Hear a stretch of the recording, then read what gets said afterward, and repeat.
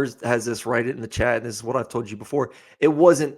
I don't think this was a staff decision saying we think this guy is better than this guy. I think this is a staff decision saying this guy has the potential to be better, and we want him to be our starting quarterback for the next 3 years. While Dylan Gabriel, but you're betting on the future. But I'm saying, like, it to me. No, but we're saying the same things though, because he's still you saying need success year one though in the SEC. I agree, but I'm just telling Yellowhawk that he's still like, it's not 100% that it was the wrong choice on Dylan Gabriel. And yes, like it was like it's a tough decision. It's a very tough decision. We're saying the same thing. The staff is betting on Arnold, and I'm saying to Yellowhawk, who has seen more of him than the staff. Right. So like I'm offering an opinion outside looking in saying, ooh, that feels crazy. But again, the staff's seen Arnold in practice. They know his habits, his talent, and they view the ceiling as being potentially higher. If he came to me and said, Coach, I'm leaving if I'm not the starting quarterback next year, I would do the same thing. I would go to Dylan and say, I appreciate you. Thank you for helping us get the 10 wins. But we're going to put this young man in a position to go be our starting quarterback next year. Let's look at his resume thus far. Actually, here's my question, because we got some Oklahoma fans chatting again. Like, guys, like the video, share the video. Here's my question to Oklahoma fans: was last year a success? Because I think it is maybe the single most fascinating season that anybody in the entirety of college football had.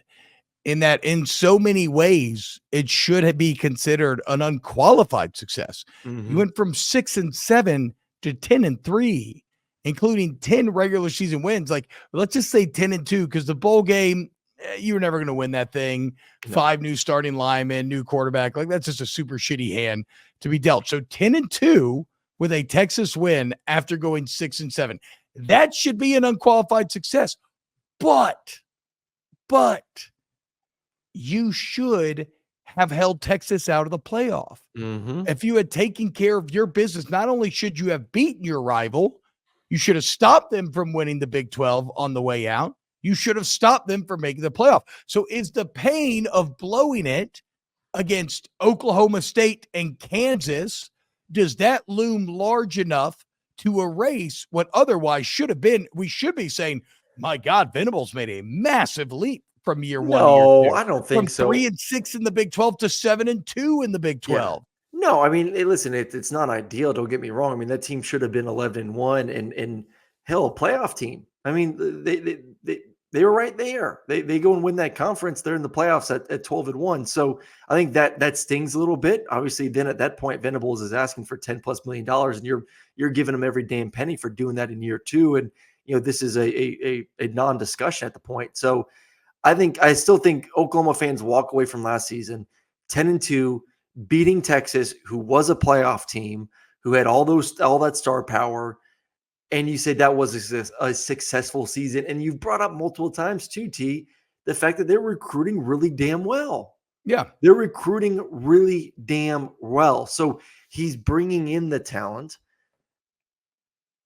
I just worry that we always judge a coach by year 3. We did the same thing there with Brian Kelly at LSU. What do you do in year 3? Is year 3? That's what we've talked about this. What do you do this season? Is this the big year, the big jump, where you've now had the opportunity to build recruiting classes? You've had the opportunity to change the culture. Mm-hmm. Can you make that massive step? I want to see what year 3 looks like. This is when it should all be coming together. And for me, I feel like we're going to see a step back, and then the questions are going to start coming out some more. I agree that year 3 is the year, but to back it up, if you're saying that last year was a success and then using the definition, all the reasons why, then to me, that feels worthy of $1 million extension or $1 million raise, right? Like I actually don't think Oklahoma's and trust me, my initial reaction was, what the fuck? Why do schools do this? This is so stupid. That's my biggest issue. But after talking it out, I get where Oklahoma's coming from. Like, I actually think that given the market This is not a fiscally crazy decision. Again, a lot of this will hinge on when we get the actual buyout numbers. Mhm. I can't imagine it's a sweetheart deal like Brian Kelly has, where basically if he ever gets fired, the entire remainder of the contract is due as a buyout. I would think it's probably at like 20 or something going in next year, but you're not going to move on Venables after next year anyway. So Isn't success going to be different now that the playoff has been expanded? Does success mean they're in playoffs because the bar is lower? I no, still think anytime you get in the playoffs, that's a successful season. yeah, because you're I don't, I winning don't 10 care if games. I don't give a shit if you lose the first round. If you make the playoffs, that's a successful season for any college football team going forward. Yeah, absolutely. If you win 10 regular season games, that puts you in the playoffs, and that is 100% a successful season. Again, my other question to Oklahoma fans, okay, was last year's success, but now you are getting at what I would ask Nest is how will you measure success going forward in the SEC? Because we are used to, like, that is a fan base that is basically for the last 2 decades been used to winning the conference every single year. Mhm. And that's obviously not going to happen So anymore. I guess my No question is to you, door. like, I was not reading notes on that Panther rant, by the way. how often do they need to make the playoffs for them to be, or what are you anticipating? Like we've talked about this before with other teams, like And for OU Tennessee, fans to be happy. one every 3 years, one every 4 years. Is that good enough? The problem is everybody thinks they should be about 50%. We 50 is played unrealistic besides a handful of teams. Georgia, Alabama, Ohio State.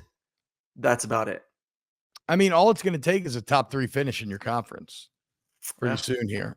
Yeah. And Which you say that like it's an easy thing to do.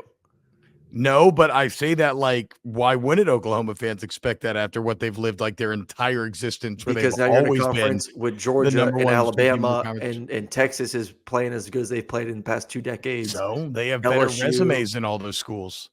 in a lesser Exactly. conference. In a lesser LSU thinks they conference. should be 50% every year because they've won natties and everything. But if we just look at their record, I think they would have made it at like a 25% rate or something along those lines. So I don't know. I mean, I guess an Oklahoma fan would have to answer that. I think one of every 3 years, I would say one of every 3 years is kind of the level-headed answer there, but even that feels a bit unrealistic in Aggressive. this more competitive scene. So I don't know what Oklahoma fan. I mean, what do we think? Venables is 16-10 Mhm. thus far. He went from 6-7 to 10-3. He's 0-2 in bowl games. They did show some improvement. They scored 33 points a game year one. That went up to 42, which went from 33 to number 4 in the country. Now you lose Levy and Gabriel. That's probably going to go down. Defensively, you go from giving up 30 points a game to 23. That's really the side of the ball that he has to get right. He has to make the defensive side of the ball Mhm. the strength of this team for me to be a believer in him. And I got to see what happens offensively post Levy. Yeah. Uh, 1 of 4. I think if most teams are in it 1 of 4, they should be happy. But I agree. I think schools like Oklahoma, LSU, they expect more of one of 3. And I would say Oklahoma fans expect 1 of every 2. and Georgia fans expect 100, They do. and so do So Alabama do fans. Alabama fans. So have fun with that.